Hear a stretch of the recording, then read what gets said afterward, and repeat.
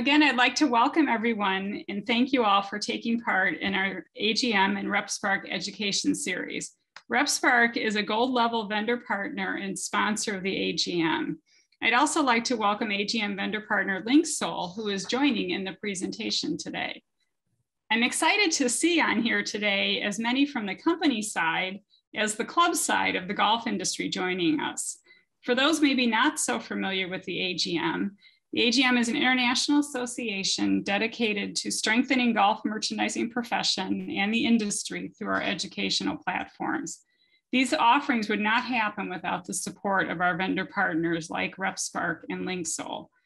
My right hand, Jennifer, will put several links in the chat for anyone wanting to learn more about the AGM. From the vendor partner program to the upcoming retail conference and product preview at the PGA show, yes, live in person in Orlando, to our exciting certified retail manager accreditation program. Now on to our presenters for today. I'd first like to introduce Morgan. On my screen, she's up in the top row. I don't know where she is on yours. Morgan runs the wholesale and marketing operations at LinkSoul, having joined the company to help grow and develop their B2B relationships. Prior to joining LinkSoul, she was a buyer for 2 different country clubs for 5 years, building relationships with brands that were a good fit for the clubs.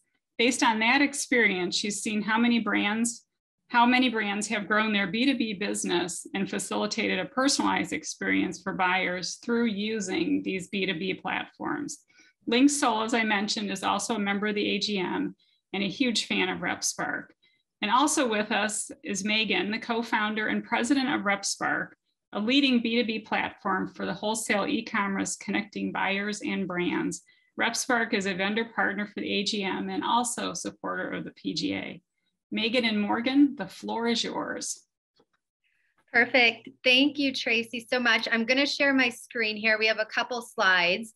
But everybody who's on the call, there is a good mix of pro shops, of retail buyers, and of brands. So we will pause several times to see if there's feedback or questions. So we really encourage everybody to participate. This is more of a working, talking panel than some of the previous education series have been, where we've just kind of been presenting. So with that, I will share my screen.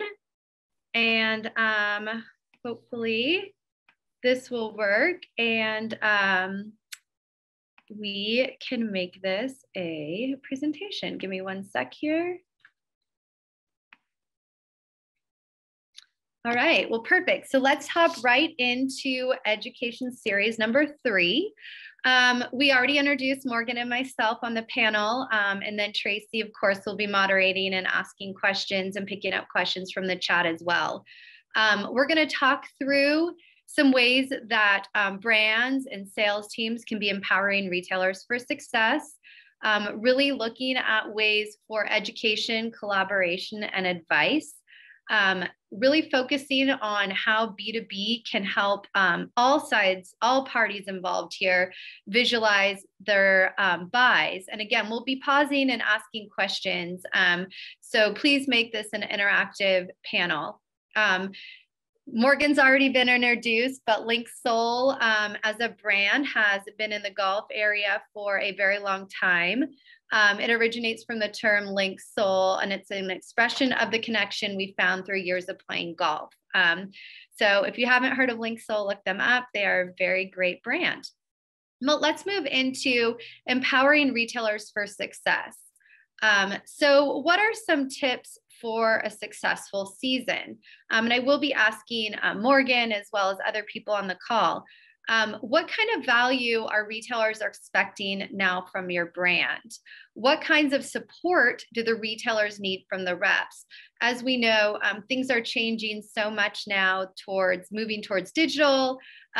People are just having issues with inventory and being able to see what's available. Buyers and retailers it's a whole new world as far as getting enough inventory in your shop. So what kinds of support do you as retailers need from your sales teams on these different brands?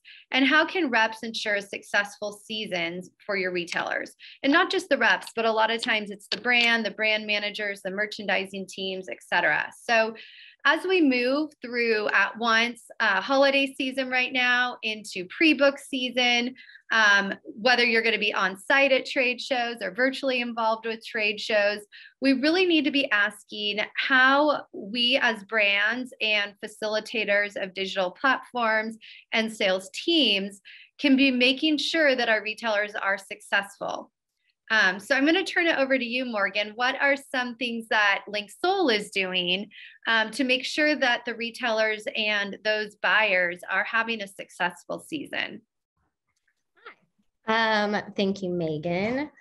I would definitely say it's been very helpful to have the digital platform for our retailers and our reps out there to get our product in front of people without even personally bringing yourself in front of them. So that's helped us make catalogs. Like you said, it's been very crucial for us, for our reps and our retailers to be able to see like what's available like right now with everything kind of the shipping world crazy for everybody. We've really utilized both sides of it, being able to hop on there and just see like, okay, this is what we have now. This is what's coming. Being able to track when stuff is delayed, the dates in RepSpark always reflect that. So we've just been trying to stay on top of that kind of stuff with our retailers and knowing this is what we have now, this is what's changed, and just really build that relationship because everyone is going through the same thing. So the more upfront and honest and good, solid communication, that has been very helpful in the time we're all in. Perfect. Thanks, Morgan. For any other brands who are on the call today, are there certain things that you find yourself as a brand doing or initiatives that you have found to be really successful when working with your retailers and then in turn making sure that they're successful? So if you have anything you'd like to share with the group, that would be great. As Tracy said, I think there's a raise your hand as well, or if you just want to put your name in the chat, we can unmute you also and I can call on you. But for brands, or I guess since no one's really participating yet, any retailers, what are some things that you would love to see that brands could be doing to make you more successful again during this at once crazy holiday season and moving into the pre-book, pre-trade show, or it used to be the pre-trade show season where the bookings are happening and orders are being placed. So kind of both sides, guys. Anything that you could share on the brand side that you're doing, or anything on the retailer side that you hope brands are doing. Megan, I'm going to interrupt. My cat has a question. When Morgan mentioned updating the website with all the shipping and challenges that we're dealing with, how is that updated? Is that something that the vendors do themselves, or is that a RepSpark function, or how does that occur and how current is that? No, that's a great question. It really depends on how we are integrated with each brand and what kind of data system they have. So an ERP system and how often we can sync. So LinkSoul's on an ERP system called Apparel Magic, and we sync every 30 minutes. So that inventory is as up to date as 30 minutes ago for a brand like LinkSoul. And then RepSpark also deletes or decrements each style, color, size in between each of those inventory syncs. Some of our brands are on Shopify, something like that. Again, we would be syncing every 30 minutes. So it really depends on, it's called an ERP system that the brand's on and how that integration works. But again, we like to do it, 30 minutes is the longest. And again, RepSpark will decrement in between that. So we can trust as a buyer at a club that is pretty current that's on there when we go on that site, which is really good to know, because sometimes you worry, when was the last time? I mean, I look at websites and they haven't been updated in years, right? But this is very current. So. Yeah, I think it's good for our retailers to see the current, and then I also know it's really huge for our reps because they're in RepSpark all the time and they're not don't really have access to our apparel magic system that we use. So it being that current is great for our reps and our retailers because they all have access to that. Other questions from anybody? Maybe another question that Lisa's got a question. She raised her hand. She did. Lisa, go ahead. So I have had some success with Summit Golf Brands. They give us 3% off when we place our orders through RepSpark, which for the most part covers our shipping, give or take, depending on, you know, if it's a special order or whatever. So I was curious. I really appreciated it, and it has incentivized me. That's probably the one thing that has incentivized me initially to start using RepSpark. I know I'm super dependent on it, but I was curious if any other of the other brands thought that that might be something that would be worthwhile, or if y'all have thought about that. I think you probably just gave several of them the idea. I was about to say, we haven't thought about that, but now that sounds like a great plan.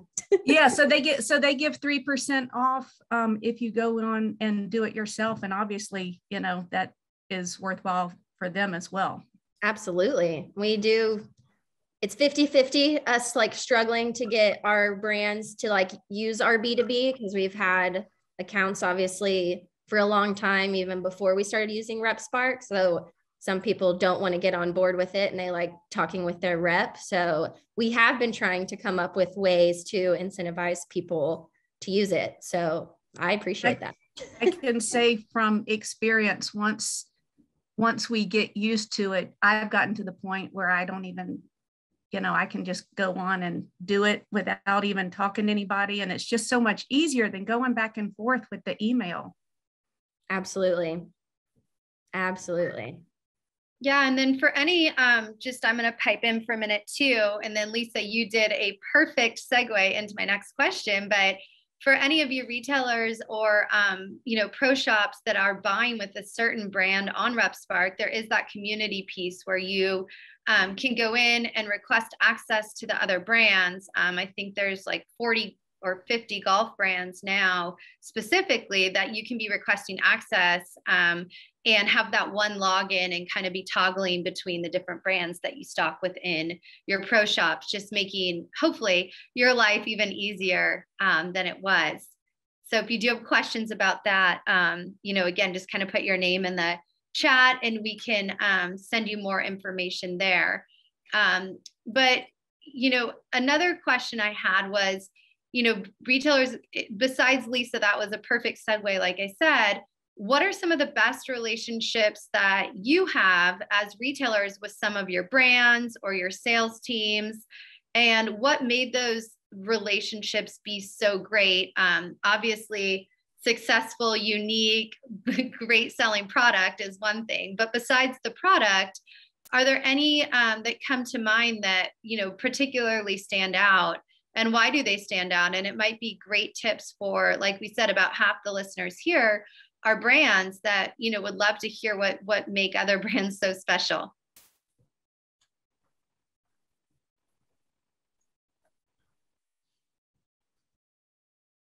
Silence fills the room. Somebody's got something to say. Jose. Yay. Jose, unmute yourself and share. Thank you. Yep. No. On that subject, yeah, for me and our team here, I mean, we do a ton of corporate business. So for us, you know, having the visuals of images, like, you know, clear visuals of the garment, and a detailed breakdown of either at once inventory, as well as what might be coming in a few weeks inventory as well.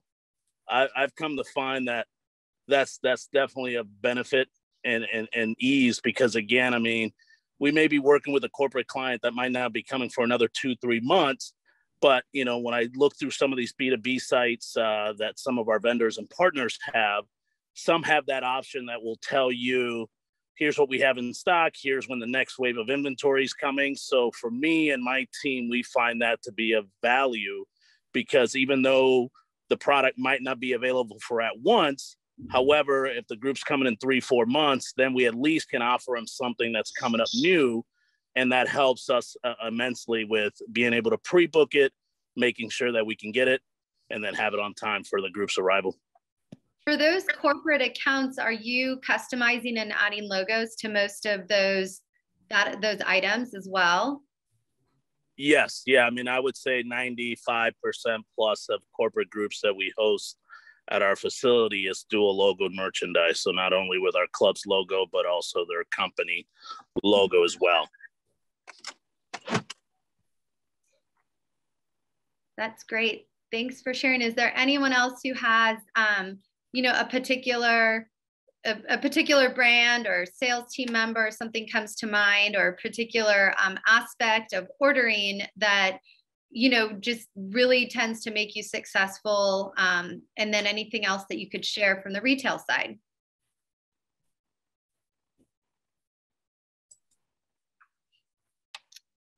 All right, we will, oh, Jose's got his hand up again. He's full of ideas today. That's wonderful. Go ahead, Josue.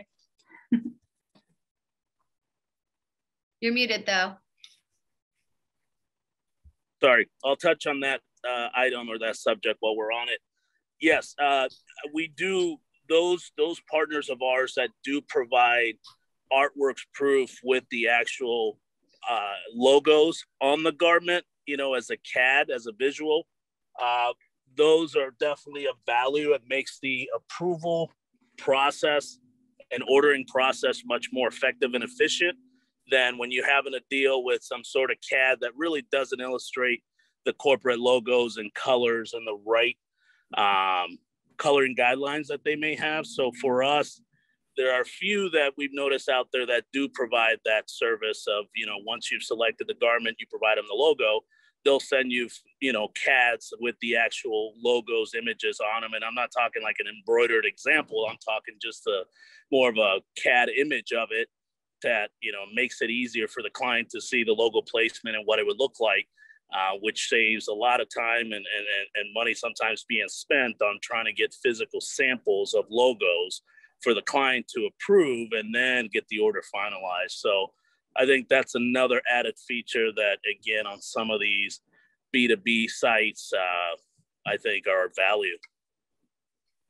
And Morgan, you're using the Insignia feature as well, correct? Yes, we do utilize that feature and kind of go back and forth and color match and make sure all of that. We do that for our customers. Perfect.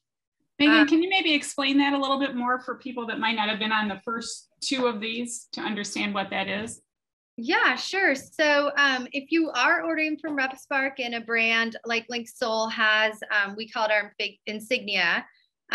It's also logo, art, emblem, decoration. It seems like there's about 100 different words for it in this industry.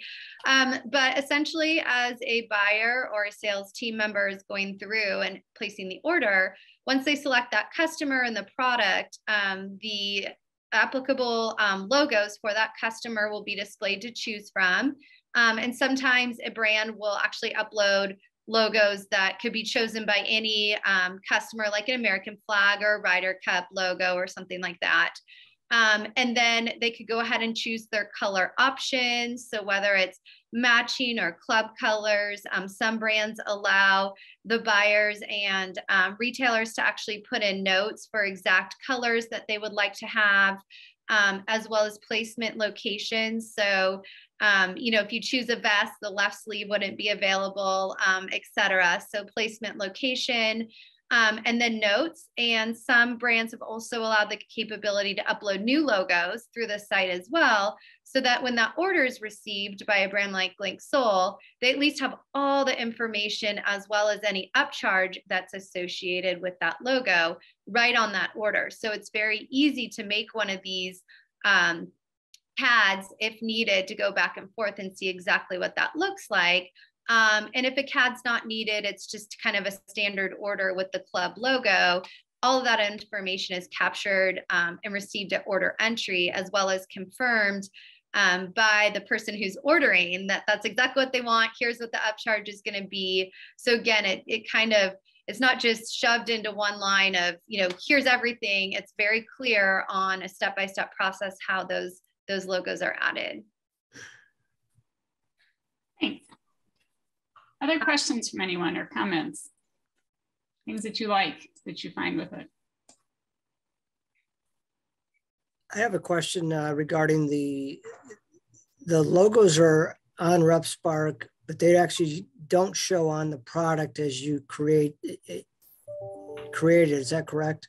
Yeah, you would just create the product and then select your logo. That's correct. The logo placement, right? Yes. Is there down the road, is there any opportunity, or are you guys working on so you would actually see the logo on the product? Peter, we are thinking about it. The problem is most clubs and brands only have the logo in one colorway, maybe in the club colors or maybe in a black and white. And so to see that on top of a garment is not necessarily going to be kind of what you chose as your color options. So, you know, if you believe that would add value to see, you know, a single logo with that color over the product, you know, or overlaid, would that still be beneficial for you to see it, even if it's in a different, you know, color option, or, you know, the size might be a little different and you could resize it? I mean, I would love to hear feedback. We've looked into it a couple different times and, you know, it's never been compelling enough to do it. But if we do believe it is, you know, we could definitely look into that. So I work for the Winston Collection, and we do obviously a tremendous amount of club logos on head covers. And one of the aspects that most of the customers want to see is they want to see the logo on the product. They want to, you know, see what it looks like on that head cover, whether it be a driver fairway or a hybrid or a putter or any product for that matter, you know, in different leather accessories. And being able to place that on the product, sometimes we find it very important for the customer to see it that way, because they may decide, well, that size is too small for the logo on a duffel bag, or that logo is too big for the head cover, or, you know, there's dimensional things that are involved with that as well.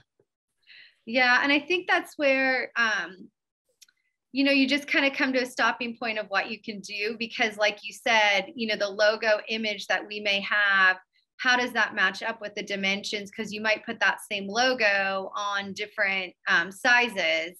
So we would need to have the logo with the sizes to go with the correct, you know, head cover, whether that be a driver or something else. Again, we've walked down that path a couple times. It's pretty complicated because you have to get the coordinates for each, like what is left chest on a shirt? Where would that be? What is that size of logo? Do we just allow, you know, someone to resize it so they can kind of get the gist of what that might look like? So, but to get it, you know, exactly print ready where someone's accepting it is, you know, it's an interesting concept. Okay. Yeah, definitely not one we're walking away from. We'd love to tackle that, because you're not the first one to say that would be, you know, super helpful to be able to see that. Well, I think it goes back to what Jose was saying a bit of giving the customer a real representation of what the product they're actually going to get. Because people are so visual these days. I mean, that provides them with an overlay of the logo on top of a product, which it can be important.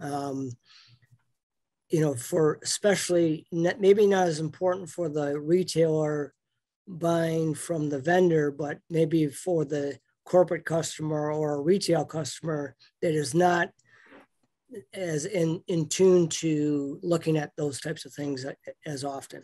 No, understood for sure.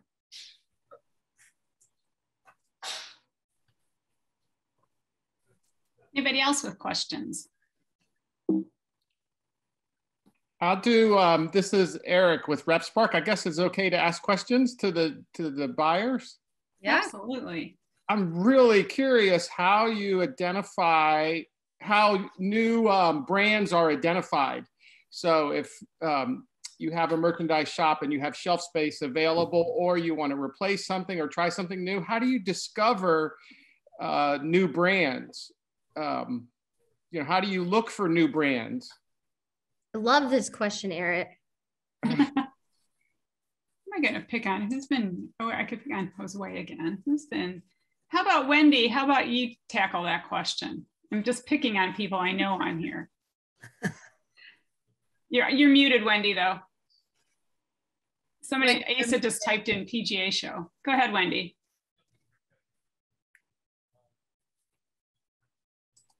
Oh, you're still muted.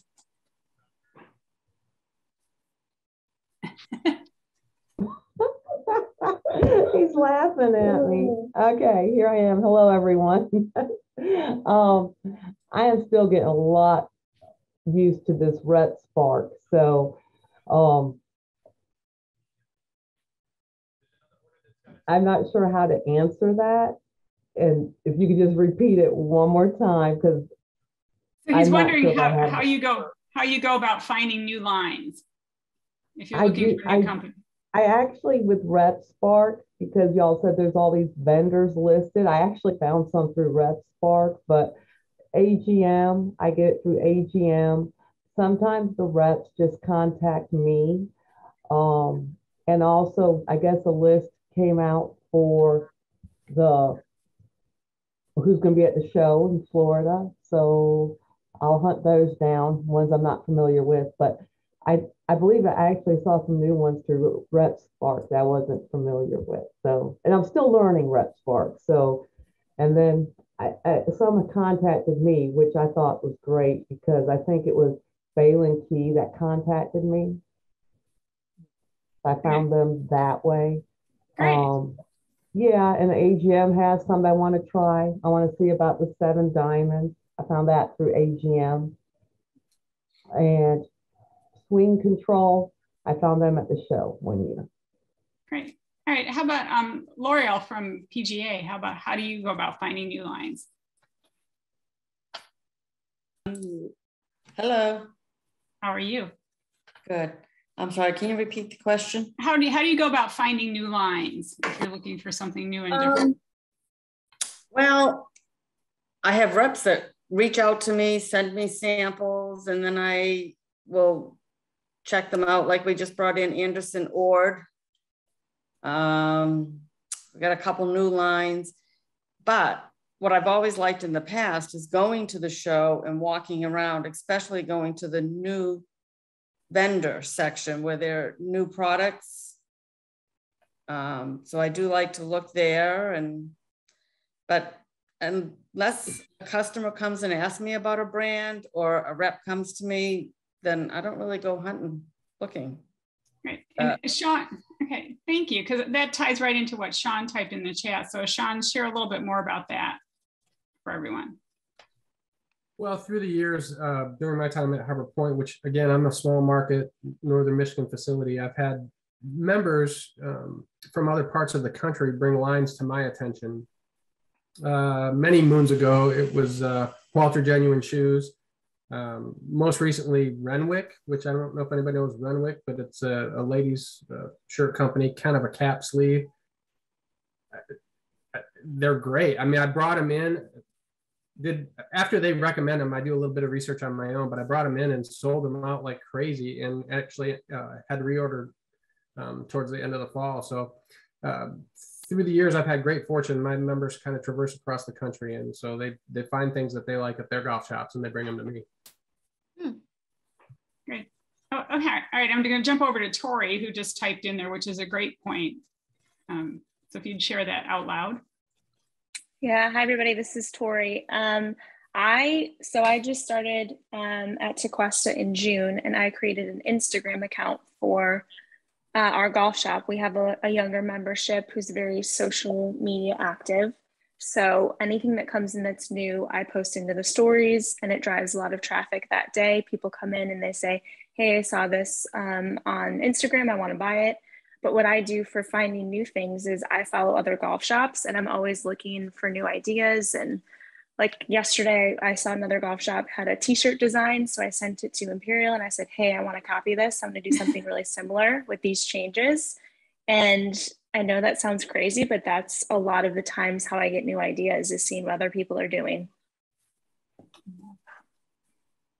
Awesome. Did that answer your question, Eric? Good. I don't want to take too much time. We can come back to that if we want to go. Thank you for the feedback. It's interesting to hear the different sales approaches from offline to online and digital and social media. It's cool. Thank you for those aspects. You're welcome.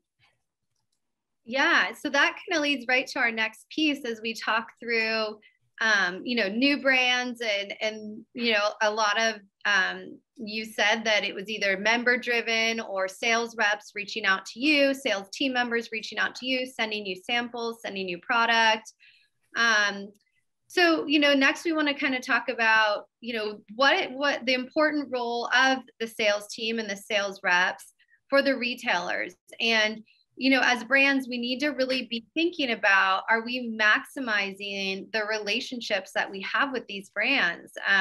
There are so many new brands today and popping up, and old brands that have been around, and I don't mean old, established, who are coming out with new product and new things. And what is the importance of a sales rep reaching out? And at RepSpark, we really believe it's the three pieces, and it's part education, where reps can educate the retailers on the product, the brand, what's new, what the brand's doing marketing wise. Again, social media now is so important, what the brand's doing in social that could also drive buyers into the shop. Collaboration, the sales teams can be really important and driven with simplifying the order process and providing transparency, and really providing advice. Reps are able to provide the key insights to best-selling products, retail order history, recommendations, etc. And a tool like RepSpark can only help the reps go to the next level and take the reps to the next level, where they can actually be spending their time doing more of the education and collaboration and advice instead of just order takers where they're typing, quantities in and things like that. So, Morgan, how have you seen the role of sales teams change, whether it's growing or shrinking or roles are changing? Maybe talk to us a little bit about what LinkSoul's doing in this area. Yeah, so I do know, because of RepSpark and our B2B access and how we've been able to use it, we only have 3 reps total, and they are able to cover most of the US. I do think now we're wanting to hire a 4th, but we used to have like 30. And so then we'd buy 30 sample lines and salesman samples and all of those things. So since RepSpark, I know one thing we've cut down on is our sales reps, and we only have 3, like I said, and we're still meeting our same sales goals / beating them. So that's really been great for us. And then we used to do print catalogs for the wholesale, whether they were CADs or real images. We don't do any printed paper catalogs for the wholesale side anymore. It's all through RepSpark digital catalogs. We can make catalogs customized for each ship date, so people can pre-book, and we can merchandise things within those catalogs to make it, sometimes we're sending them to corporate accounts, so that catalog is going to look a little bit different than maybe it's going to be sent to a golf shop. And depending on where that golf shop is around the country, we can really customize those catalogs to represent what they might actually sell in their store. So I would say that's been huge for us as a business, to cut back on sales reps and print catalogs and not see a fall in business at all. It soared, really. Thanks, Morgan.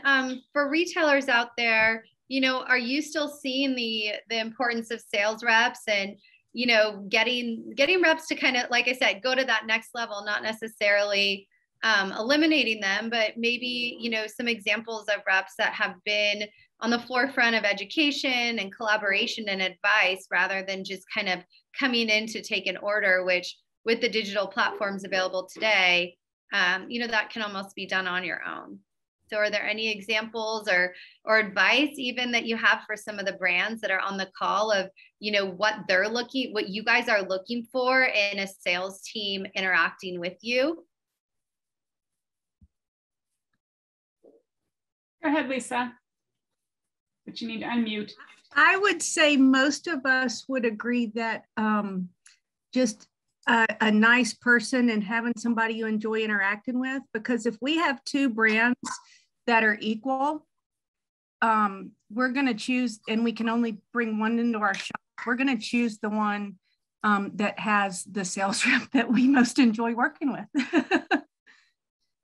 No, it's good to know. Personality is still plus these days, even in this digital world. That's right, and interaction and responsiveness, and usually a lot of times reps that we have, they may carry several brands, and how that sales rep responds based on your interaction on the other brands that they carry. So that has more than once been a determining factor for me as to which brand I would be bringing in. That's great. Josue. Yeah, I would say that an example would be Adidas. I mean, there are a few others that, of course, do this, but I would say that over the last 5 or so years, Adidas has really improved on this, where they'll have kind of like quarterly updates with accounts where they bring them up to speed on not only what's going on within their industry, new product launches, those sort of specifics, but they also then, allow other retailers in that same sort of setting, like what we're at today, to kind of have an open dialogue about, what they're seeing within their clubs, what opportunities are there. So I feel like those brands that do reach out a little bit more to retail accounts and just simply call and inquire, ask questions. Those are the brands that I would say that myself and my team seem to engage the most, because not only are they calling in to inquire how business is going and how things are moving, but they set it up in a way that, you're able to kind of have further conversations like what we're doing today, of what's working at certain facilities, what brands are out there that are, that are new and different that are being considered. So, I do like those partners that do that more regularly rather than just, we will build relationship with our reps. Of course, that's a given when they're coming to visit with us and showing us the line. But, I feel like you build a better partnership when, you're regularly calling in, and I'm not saying like quarterly, but even if it's once or twice a year, kind of having, a group-wide conversation about what's going on, what we're seeing, what we're experiencing, and hearing it from both sides, not just us, but also on their end as well. I think it's a value. Great, thank you. Jason, would you expound on your statement that you put in there? You're probably muted. Yeah, sorry about that, team. Yeah, no, I'm big on having the staff here at the club trained in everything that we have on our displays. So anytime we can have any one of our reps come in and do a little just go over of everything that's on the floor, it helps them with how to sell it and just being a little bit more knowledgeable. A perfect example is we're a Titleist only golf shop, so having our Titleist rep come in right at the beginning of the year and going over the golf balls and what the golf balls do and how to sell a golf ball and trying to find exactly what is best for the customers is just paramount. Awesome, thank you. Julie, I want to jump over to you. Julie Kaziri. Hello. There you go. Oh, good. You can hear me? I unmuted. Yep, you're good. Can you ask me the question again? What are you looking for in reps? And you typed in the chat that a rep that responds in a timely manner to questions. I typed a little bit in the chat. I'm really looking for someone who responds fairly quickly to questions and orders, sends confirmations, that communicates. I mean, I don't necessarily have to have someone come here and hold my hand or call me all the time, but I expect someone to let me know when I ask for something, and then also we're all in the business of trying to make some money, some profit. And so if they're closeouts, if they let us know when things are happening within their own company, this year especially, it was nice to know when things got better. I have one rep in particular in Texas who emailed me all the time to let me know about delivery dates on headwear, when we could expect to get product. And he updated me all the time. So that was really helpful to know how long it was going to take to get product. So someone like that, I think, you know, that's willing to work with you and become part of your team, because I do believe it is a team. So. Perfect. Michelle, she's got her hand raised. Hi, everyone. I'm definitely going to say that I foster and the brands that I bring into the golf shop is definitely based on relationships, and to make sure that, again, they're your support system, you know, outside of the golf shop. I kind of agree with, you know, some of the other speakers that, you know, training your staff, obviously the people that want to come here and interact with your staff as well, you know, to make sure that they know their product and they know the benefits and the features, and, you know, why we sell it in the golf shop is, you know, really beneficial, you know, not only to your staff, but obviously to your members. And ultimately you want to make that sale and, you know, get that product in front of your members. That being said, with COVID, unfortunately, a lot of this season, unfortunately, and I feel like, I don't know if it's all the Florida, you know, the stock's kind of gone from the northern states taking it this summer. One of my big complaints, I guess, for this season would definitely have been the lack of communication on where my orders are. Unfortunately, I wish that had been a little bit better, you know, kind of getting like double deliveries in October and in November back to back within 2 weeks. So, you know, again, the communication piece and being part of that team is definitely the brands, you know, that I kind of lean toward. Anyone can go on RepSpark and place your own order. But again, it's fostering that relationship. And if I reach out to a vendor and they cannot provide what I need, having them, you know, be confident enough in our relationship and their products to extend, you know, saying, I can't do this for you, but so-and-so might be able to. I had a huge tournament that, you know, Nike has always done the tournament. They reached out to me and said, we can't do it this year. You're going to have to go with someone else. But I appreciate that because they didn't leave me hanging a month before the event. So, you know, just again, that communication piece and having someone to turn to is the most beneficial as far as vendors that I pick for the shop. Great, thank you. That's been huge. JD from True Links, I'm not even going to try to slaughter his last name. He has a question in here, which kind of goes to, then I'm going to go to Asa to share a response. How important is it for you to see a rep or new product in person versus on Zoom? And Asa, you put a comment in here on the B2B and learning to use them all and all that kind of stuff. So I'm going to let you share your thing and kind of address his question. And you, I'm sure, are muted.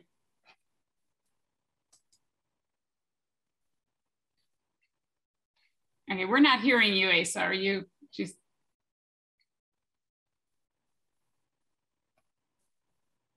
She's unmuted, all right. I think she's not working it. So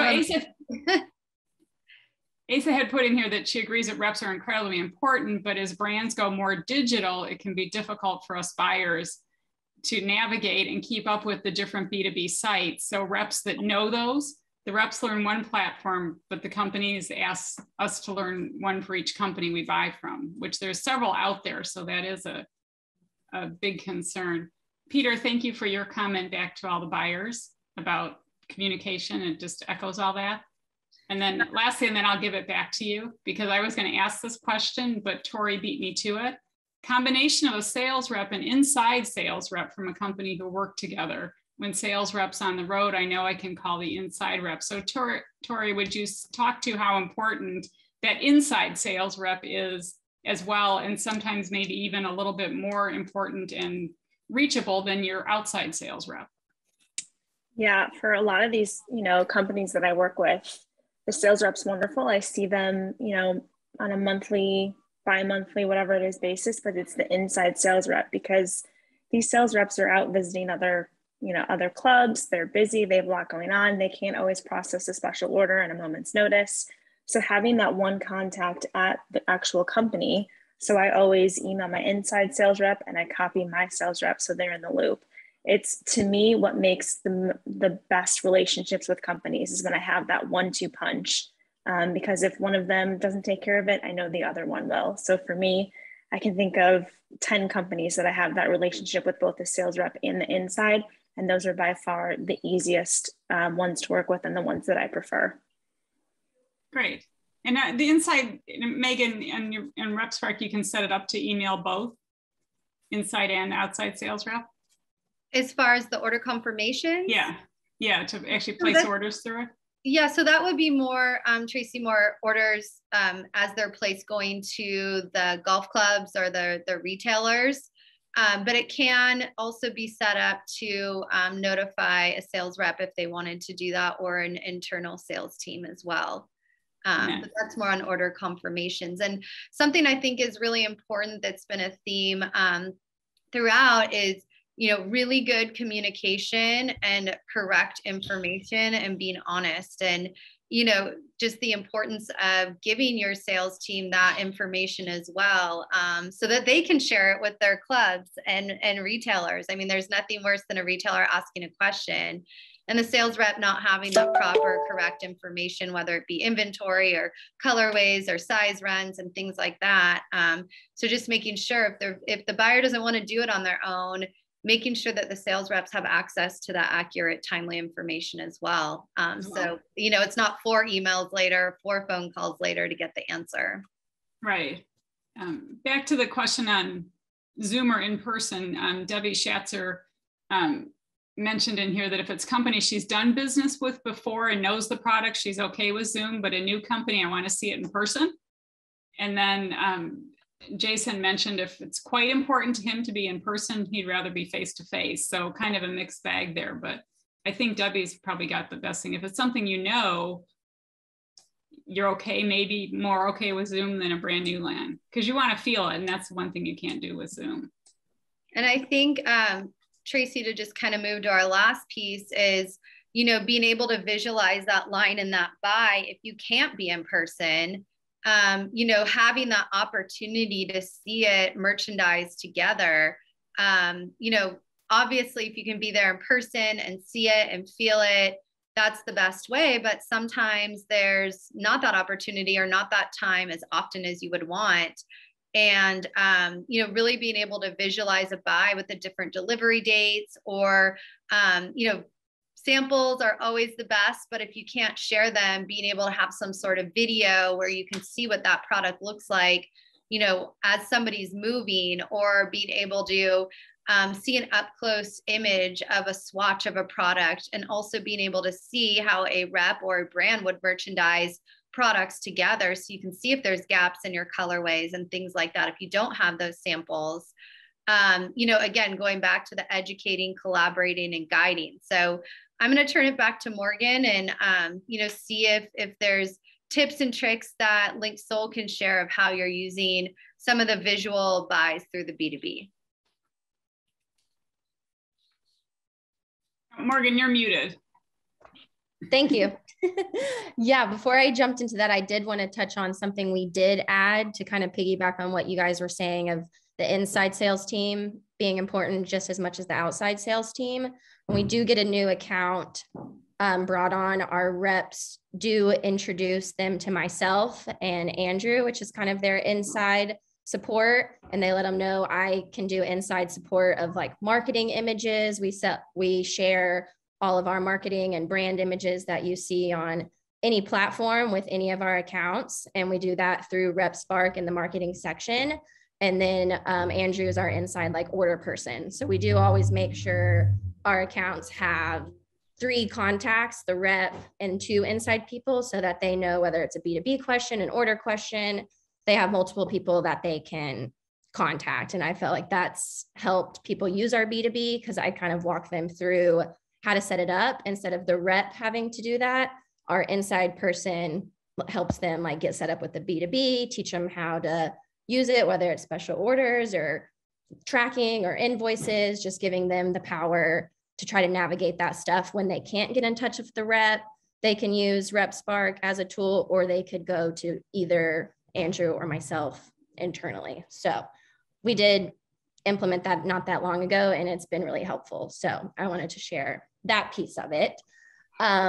But moving on to like the digital catalogs and like kind of creating buys for people, I will say our reps do a really good job and try to be super hands-on with their accounts in making these digital catalogs or showing these buys so they can merchandise it for them and show them whether it's like a 215 drop or then like a 515 drop. Like I said, the ship dates always reflect within these catalogs that we build. That's why we like them, because we can put this page, everything shipping 215 and it has the date. If it gets delayed, it has it. You can see what sizes we have. Maybe it's like 22 small, 42 medium, like you can see all of that. So I know our buyers and our reps love using that feature because it kind of gives both parties the tools and information they need for their buys or what's coming.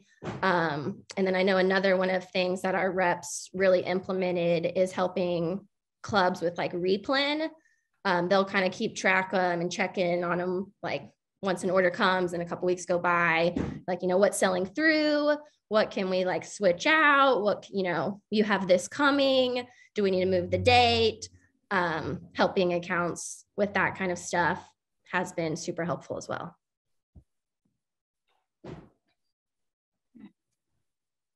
Megan, I have a question too, and that I've got actually Peter type in there too.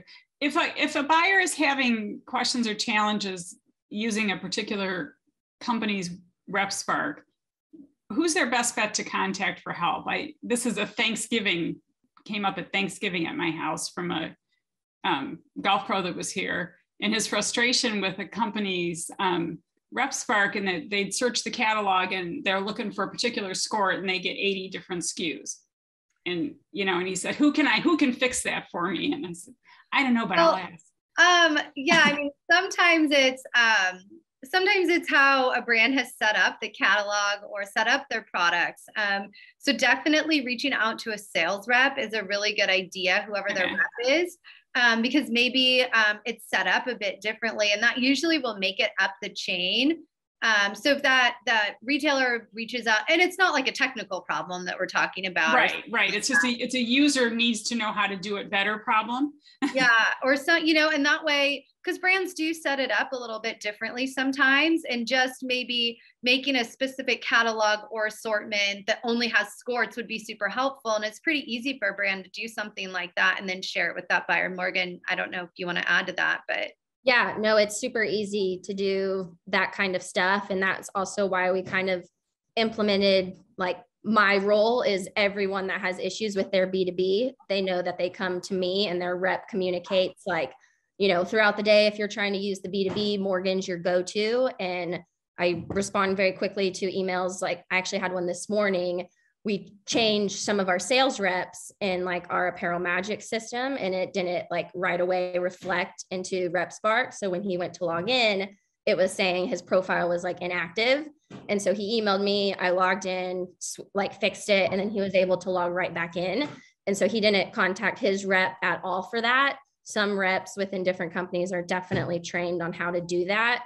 But we as a company implemented one person to be that RepSpark technical issue person, whether it be for our accounts, or if I'm doing things in our RepSpark, I know who to contact within RepSpark for my technical issues. And I will say, RepSpark is so good about responding with technical issues. You get like a response right away. Usually that same day it's fixed, or at least I have an answer of like what it is and a timeline of when it will be fixed. So that's super nice on our behalf. But to answer your question, they've made a person within our company that helps with all those technical issues instead of the rep having to do it, since they have many other things and they're very trained in RepSpark in the back office side for their accounts, maybe not as much in like what the accounts RepSpark looks like. So I've been trained in that and walk them through how to use it. They know I try to jump on Zoom with our new clients and like share my screen of what they're seeing and show them how to like place special orders, look at those digital catalogs, check at once.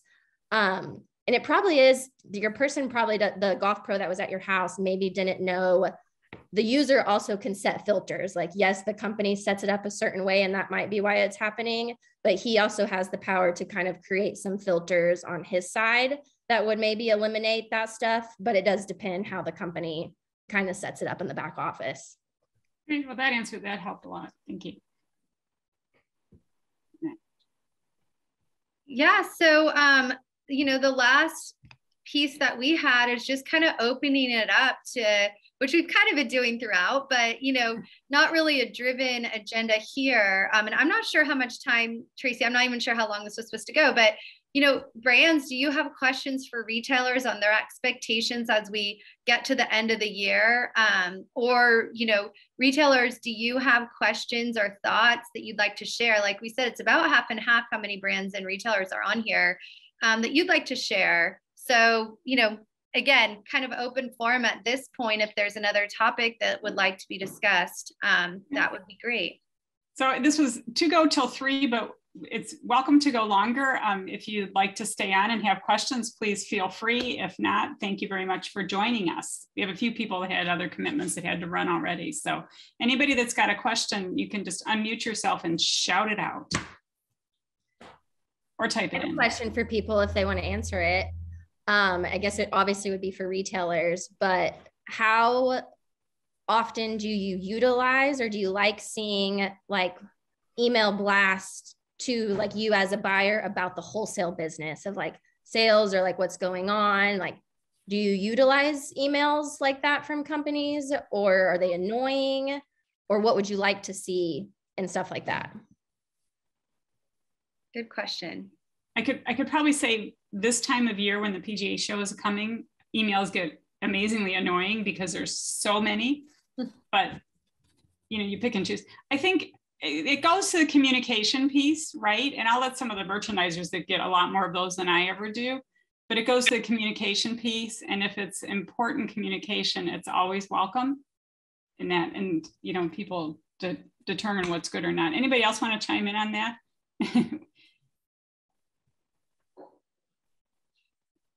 And then I'm going to start with some of these questions. So Debbie Schatzer had a question that she said she likes RepSpark to research options for customers, but struggles to create a PDF to email them. Is that something that's doable?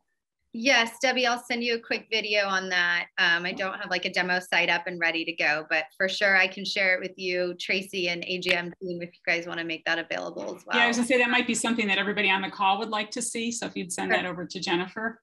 Of course. That would be great. And she can send it out with the video. Wendy, did you have a question?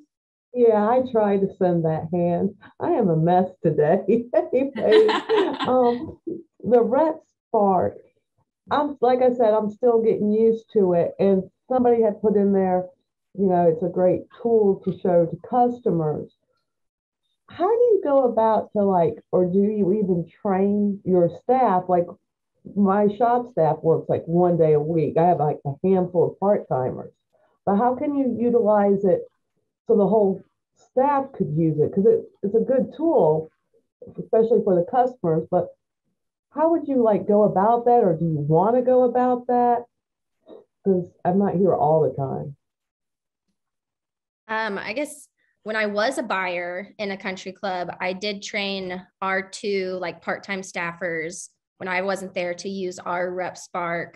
And the main reason was because special orders were huge at our club. So if like someone was looking at a pair of shorts and we had the color, we just didn't have the size, that person had the power to log into the RepSpark account, see if it was available and order it right then and there as a special order. So I know that was one way, like we as a club, when I was a buyer, utilize other employees besides yourself to use it. And then sometimes they also knew how to like look for like a special order. When you do order a special order, the tracking number, or if it had shipped, all that information was there too. So sometimes like if I placed the special order for someone on like a Monday and then the part-time person was there on Wednesday and I wasn't, someone's like, hey, where's my special order? Did you order it? That person, without even having to contact me, could log in, see if it was ordered and give them an update of like, yes, it's shipped, it'll be here so-and-so, or it's in process, it'll probably ship out in a couple of days. But then they had the power to kind of update the customer. But really the special order and just kind of tracking of invoices was how other people within our country club besides myself used it, not really for anything else besides that in my personal experience. Wendy, we do have a whole knowledge base. I'm thinking, and Tracy and Jennifer, this may be a good idea for us to pick out just some really quick, easy videos, because the knowledge base is quite extensive. Maybe just some quick, easy videos that we can share, with this group or whoever you want of, real quick how to place an order, real quick how to look at invoices and tracking. And that way, it wouldn't fall on you, Wendy, and your team to necessarily train everybody, because they don't need to know, again, the part-time people, how to place a pre-book order and look at all this stuff and split the order out. They have probably a couple different smaller tasks that they're doing within RepSpark. So we can send those over as well, and just kind of make a little area that's kind of that quick and easy thing. So again, it's, like I said, we have a huge knowledge base. It's pretty extensive. You almost have to know what you're looking for, but maybe just sharing a couple of those smaller, quick videos. That would be awesome. If you could send that would be great. Yeah, okay. That's exactly. And Josue's got another question or comment. Yes, just a quick question, and this might have been shared at maybe a previous session, so I'm sorry. But with RepSpark, are you guys specific B2B, or do you guys offer a B2C offering as well? Yeah, so we're mainly B2B, but as far as in the pro shop kind of environment or ecosystem, we do offer an event tool and a special order and pop-up shop tool where your end consumer club member could go ahead and order, during a pop-up event or during a tournament, can go ahead and place their order based on their order number. So that's kind of where we get a little bit sticky as far as B2C versus B2B, but it still would be B2B. The club would be getting, purchasing at wholesale with the member purchasing at retail. So we do see the pop-up shops and pop-up events becoming really, more and more important and used more often at clubs and pro shops for brands that they're carrying, and they may need to do a product extension or line extension of what they're able to offer their members at specific times throughout the year. That's great. Oh, that's great. Yeah, I would love to get more insights on that. So yeah, no, I appreciate it. Thank you. Great. That could be a future session on tournament planning or something. Yes, yeah, Tracy, the tournaments and events and how different buyers and pro shops are using those is yeah, it's insane how that area is just growing and how different pro shops are using those. That would be a great future topic. Asa just answered, is that feature available with all RepSpark brands, or is that up to the brand? It's up to the brand if they want to make that available. Some have different strategies of how they're using them, but ask. I mean, a lot of them, I would say more and more. And if you ask, they'll probably make it available. I can't speak for all brands, but Morgan, I don't know if you. That's how it happened for us. We weren't like doing it. We kind of knew about it, and then buyers or retailers would ask their rep, like, "Hey, I did this with so and so, and was really cool. Can we do it with you?" And of course, we were like, we'll look into it. So I know we have done a few and we're looking to do more.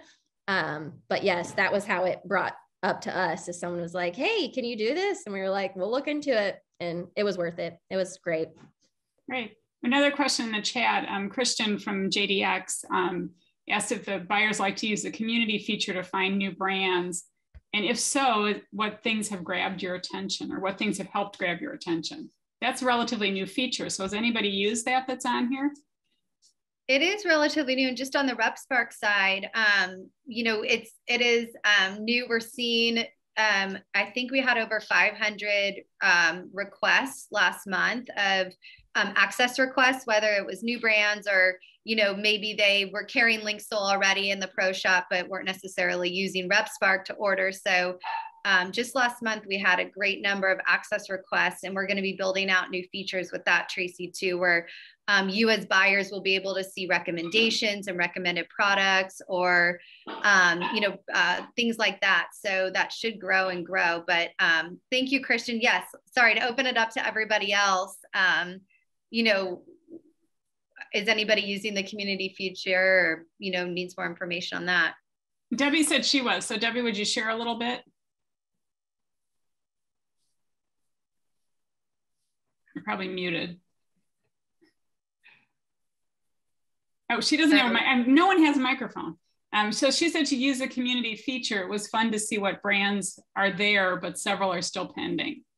Yeah, so just as a note to brands that are on this call, you should get a notification when somebody requests access, and you still do need to approve access to those buyers. So, make sure that you're doing that. So people like Debbie and some other ones who maybe are still pending access, you do have to end up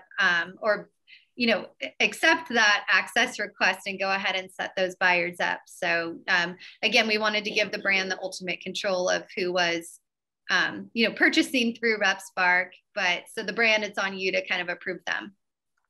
Now, Debbie also said she's using the search feature, hoping to see other vendors that she already uses that are now on RepSpark. Oh, and Eric wants to know what brand she's looking for. Keep typing, Debbie. Go ahead, Debbie.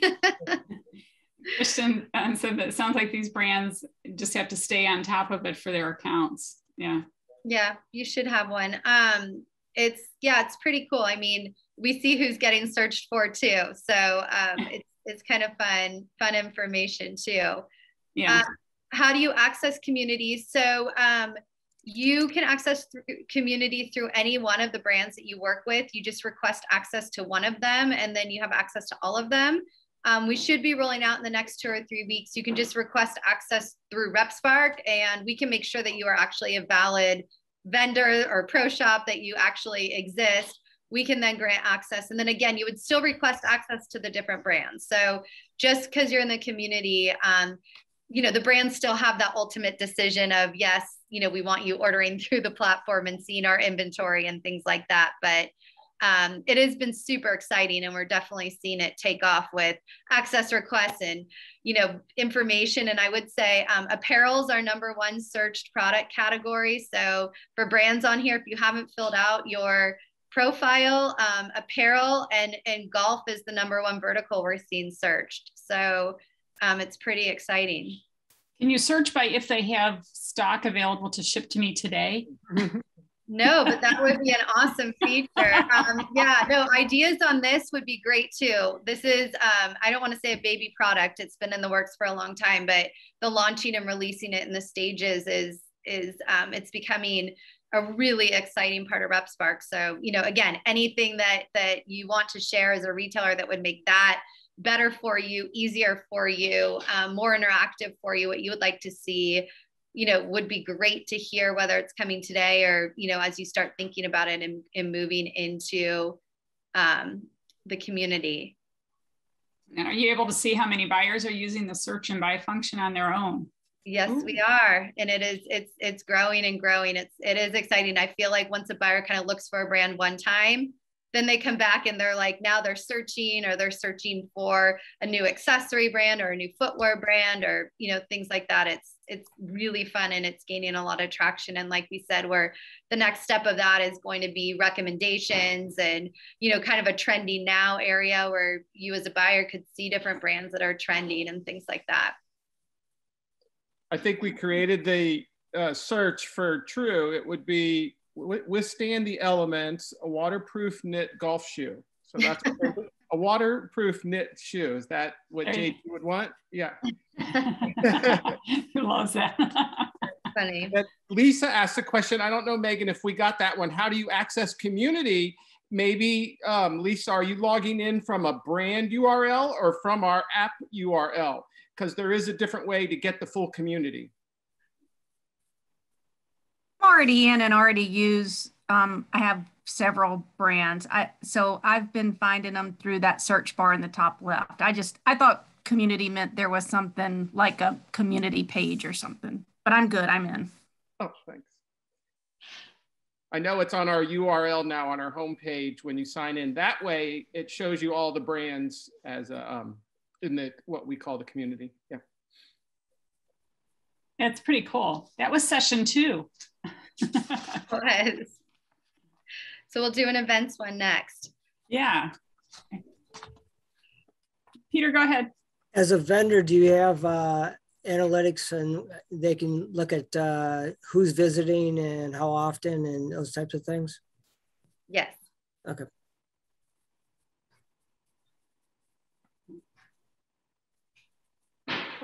Other questions from anybody?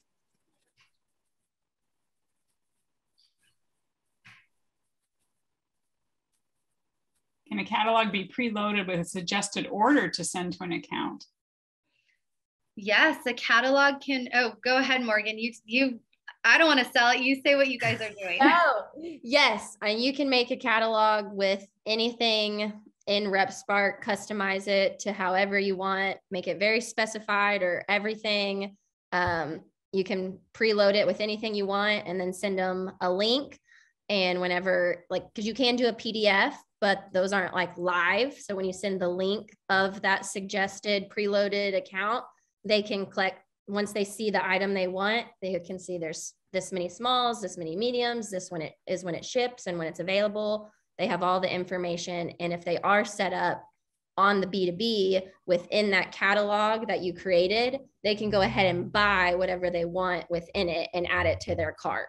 They can obviously tell you what they want to, but they have the power to go ahead and place their buy from that preloaded catalog that you sent them. So Debbie asked that question that just goes right to that. She's able to make changes, or she'd like to be able to make changes to a suggested order, but what they would need to do is just drag it over to actually place the order. Yeah, and I guess it would depend if something they want to change, if it's not even in that catalog and they're wanting to add it, it would just kind of depend how they set it up to send to them. They might have to edit it on their end to reflect what you want, but I mean, it is possible to still like make a catalog or an order to reflect what you actually want.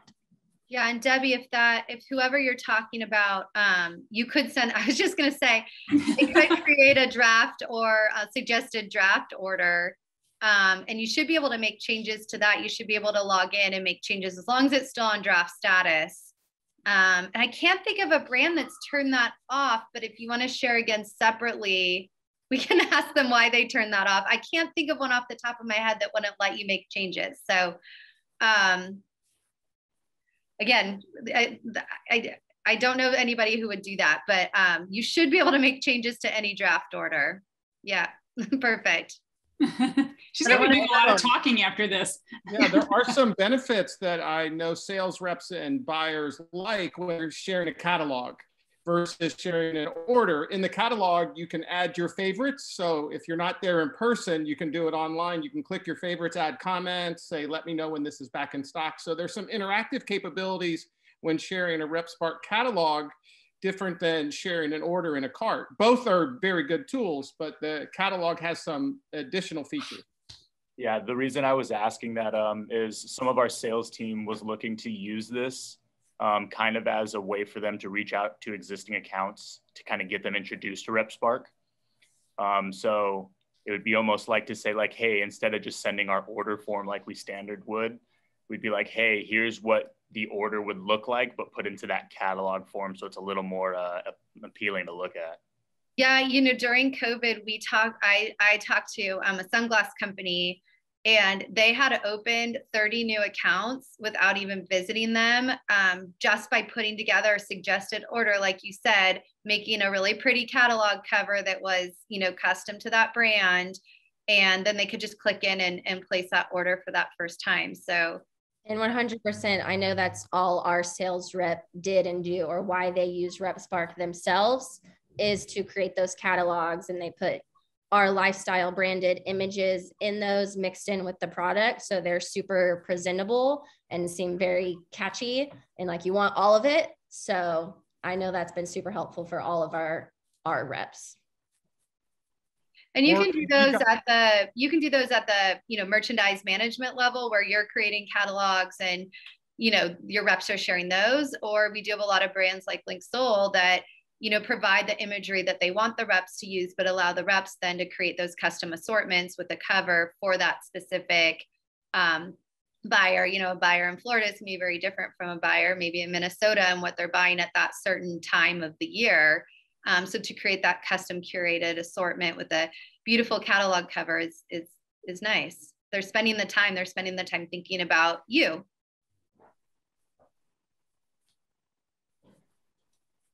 Awesome. Anybody else with other questions?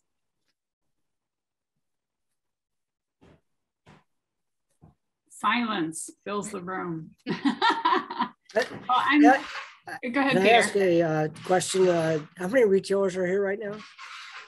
There's some most everybody left on here is retailers, so you've got probably 20 different ones.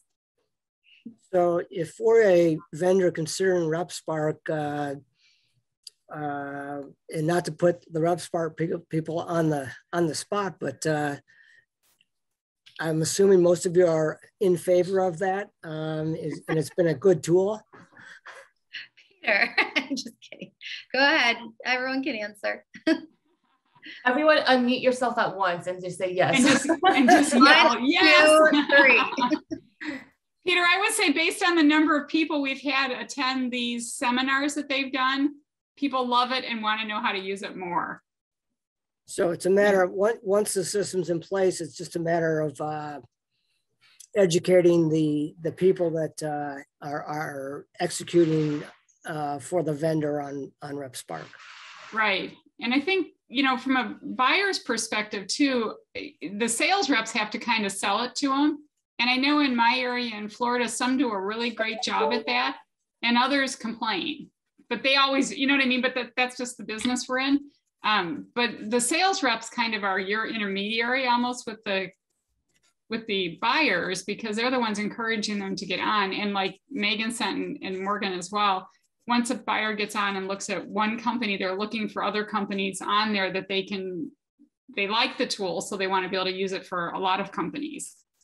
Becomes a one-stop shop because exactly.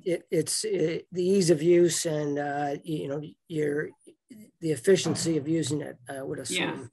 Yeah. And then Peter, I mean, that's exactly why we partnered with the AGM as well, to just help educate and, you know, spend the time. This was more of a panel discussion. The other ones have been more of training sessions, but, you know, making sure that we're in front, we're helping our brands train the retail buyers. We're at the trade shows there helping to train and get the retailers on and using it. Cause we don't want that to only, you know, be your reps or your brand having to do that. And I think as, you know, critical mass starts using it, it's just going to be easier and easier to use it between each brand.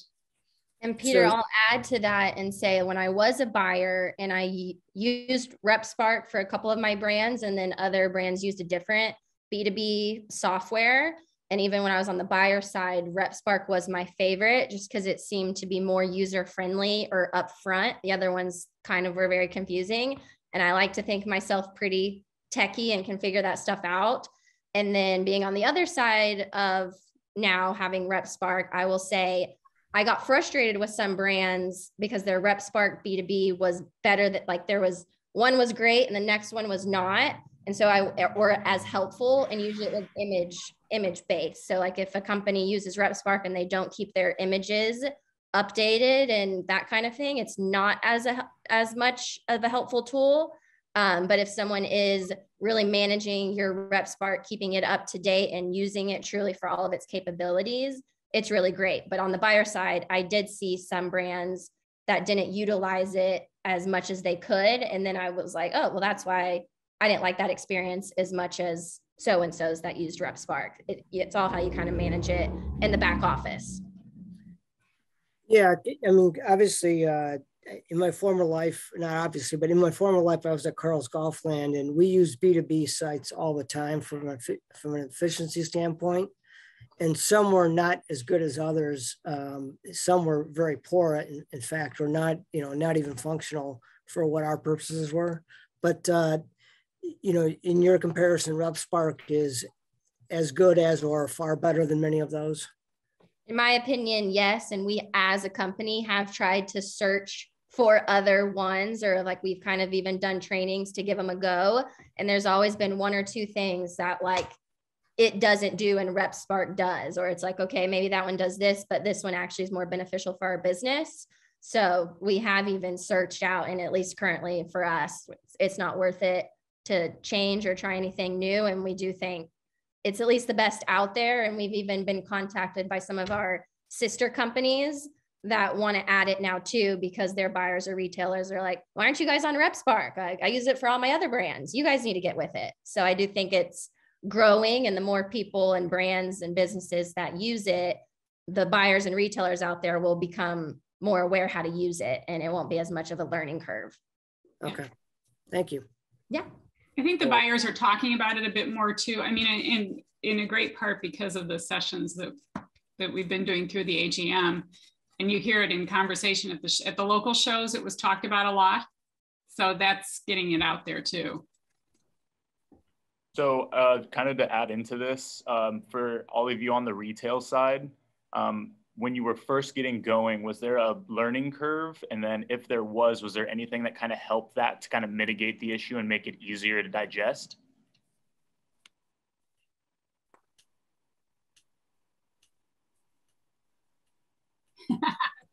They all go quiet.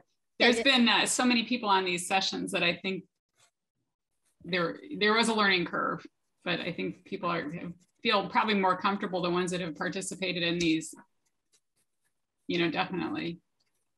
Yeah, because I was hoping to have something to say, like, all right, if it helped them when they were getting set up, it could be something that we can try to implement to make it easier for the new people coming on. Because for the ones that are using RepSpark, it's really not difficult because you're just adding a new brand and just seeing the way that they're showing their catalogs. Whereas a completely new person, I could take them some time, and I feel like there's definitely some things that can be done to make it easier for them. Yeah. So I would, you know, Debbie, I would read, poor Debbie's going to be talking to everybody. I'd reach out to Debbie Schatzer at Hallbrook Country Club, because she's been the one typing in quite a lot, but mentioned that the workshops have been wonderful. Somebody else, Asa, said, for me personally, I was against using it until the training sessions. So it's the education process, like any new system, right? No one likes change in new systems and all that. And when you learn to use them, then you want more of it. Tracy, and there's a place they can go on AGM, right, to get the past webinars or anything that we might be sending to you. Is there a place that they can go, or we can make a place for these retailers to go with specific, you know, shorter, quick cut videos? Yeah, that's a Jennifer question, and unfortunately she had another meeting to go to, so she left us.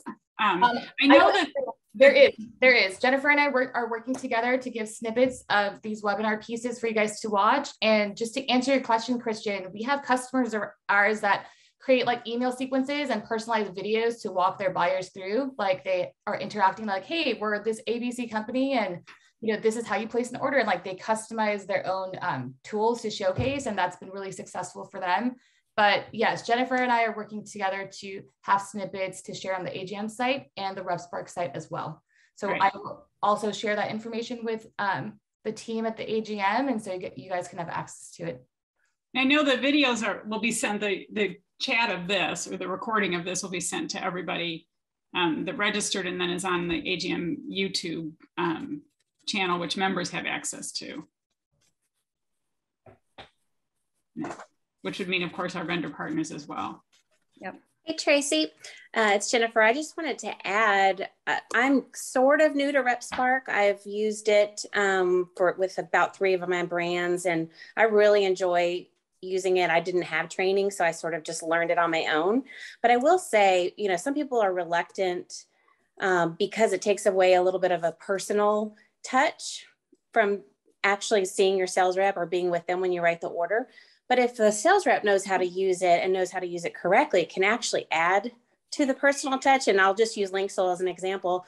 I was on it the other day and I started an order, but I couldn't finish it. I had to leave and go back. And I actually got an email from my rep and said, hey, I saw you started an order. Do you need help?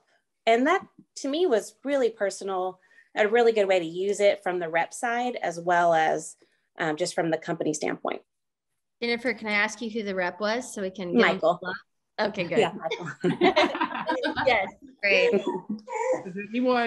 Has anyone in the buyer side used this use case? I'm a big proponent of mobile. So the mobile application for RepSpark, maybe I'm doing a pitch for it now, but if you've used it while in a retail situation, the word I want to use is clienteling. So if you're looking for something, one of your best customers comes in, he's the board member of your club, and he's like, I need this medium-sized shirt. before Christmas and it's not available. You know, the mediums sell out. And you have on your mobile your app with your brand, and you look it up, and you're able to say, "Yep, I can place that order. We have 3 in stock." Is anyone using mobile right now that way? And in particular, the RepSpark mobile, or you'd like more information on it? But yeah, I think mobile is great.